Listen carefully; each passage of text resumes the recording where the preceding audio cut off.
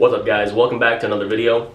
Today I want to talk about resistance bands. So if you're a serious lifter, right, you've been in this for years now and you want to keep doing it for years to come, if you don't have resistance bands or you don't utilize resistance bands at all, you're kind of choosing to live a lower quality of life. And I'm going to go ahead and just do a little intervention here for you and let you know why you should definitely start doing that. So the thing is, with resistance bands, typically a lot of people have issues with shoulder pain, elbow pain, wrist pain, tendonitis, all this other stuff that comes from working out, the wear and tear on your joints. The thing is, guys, resistance bands are pretty much the cure-all for all of that.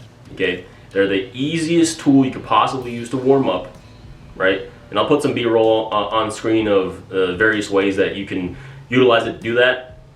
If you're somebody who gets pain while bench pressing, the resistance band shoulder dislocations are going to be a godsend. If you're somebody who gets a lot of tennis elbow or what's the other one? Golfer's elbow or whatever, on the inside or the outside, basically just aching in your elbow. Again, the resistance band will literally save your life, because what you can do is attach it to something overhead like a pull-up bar and just start doing a bunch of reps, like 50 to 100 reps per set, and just get blood gushing into that joint, and you feel literally like a machine that just got oiled up. Like, it's amazing.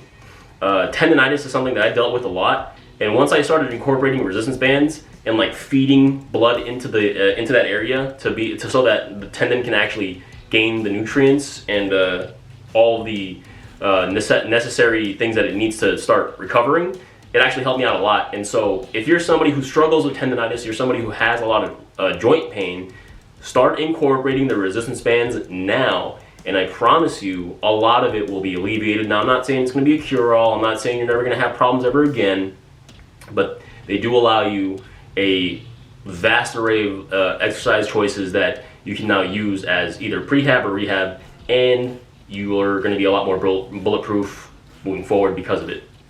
Okay, so reason number 2 why you're going to want to start using resistance bands is that they're great for either adding resistance or assistance to a lift. So what that means basically is, say there's like a machine press. This is something I've done personally. If you have lockout issues on the bench press, right? You come off the chest really well, but you can never seem to lock it out, that last bit of range of motion in the lift. This could like be a godsend for you, because what you can do is, if you do a regular machine press, my gym has those hammer strength ones. They're like plate loaded. What you can do is get a resistance band, like loop it around the whole thing, and press with the resistance band. And what that does is it overloads the end range of motion where you lock out, and specifically trains you to be able to strain through all of that resistance. So what that's going to do is it's going to make you stronger at locking out, and it's just going to really help with improving your lockout. Okay, so that's how it can provide resistance, and that can be applied to a bunch of exercises. It's mainly for the pressing, but you can also use it for like a hack squat. You can use them for any sort of like a leg machine training thing, which is really great because, again, you get to overload that end range of motion and deload the bottom range of motion, which is really nice because sometimes that could be a godsend as far as your recovery and clearing out weak points. Now, they can also provide assistance. So we can go back to the case of the bench press. If you're somebody who you want to be able to experience very heavy loads, you can use something like a slingshot, which the slingshot is basically a resistance band that you can wear, okay?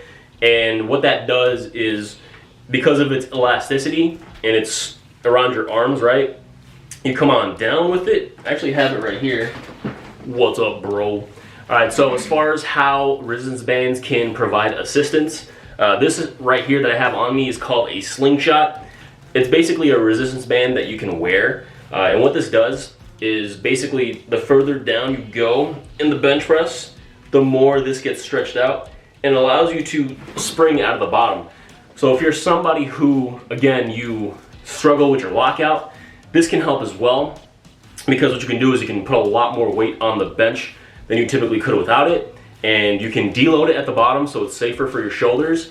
And as you come up, you get that full resistance in during the lockout. So it allows you to experience those heavier loads on the bench press without the wear and tear.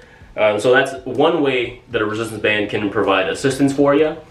Another way is if you can't do your first pull-up yet, you can actually loop the resistance band around the pull-up bar and kind of just, you can put your leg into it and use that to spring you out of the bottom as well, so that you can start getting your reps in, and eventually that's going to lead to getting your first pull-up too. So that's another use as far as assistance goes. All right, number 3 for why resistance bands are so useful is it's also very ideal for nucleus overload.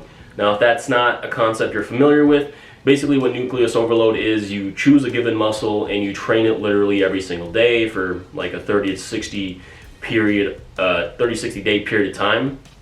And what can happen is typically people will use free weights a lot of times for this, and what can sometimes occur is they get tendonitis, achy joints in general, and they just choose movements that are a little too aggressive, and so they're not able to kind of go the distance with it.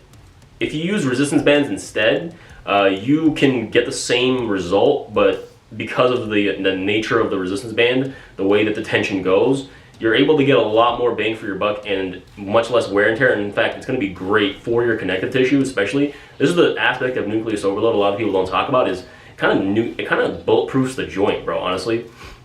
Like, I've done nucleus overload for my elbows, and I've done nucleus overload for my chest. I've done nucleus overload for my shoulders, like all this kind of like area here. And I swear to God, I get like no elbow pain anymore. I get no shoulder pain anymore. Like, I'm fucking bulletproof, and nothing hurts me at this point. So again, if you want to do nucleus overload, if that's something that you're interested in, check out Team 3D Alpha. He has a lot more videos on this that goes in detail. But I do recommend that you use a resistance band for that kind of thing, just because it's so much easier on your joints and so much easier to do in a long period of time, which is the nature of the beast on this one. Alrighty, so that is it for this video. Hopefully I have successfully converted you to the religion of resistance bands. Again, they're just something that are very useful. They have a multitude of uses, and they're relatively inexpensive, so the return on investment is also pretty amazing. Definitely recommend that you get some, especially if you're a serious lifter and you want to be in this for a long time. I'm not like sponsored by any particular brand. Obviously, I have like 2 subscribers, but yeah, if it's something you've been thinking about getting, let this video be your final sign to go ahead and make that investment. All right, see you.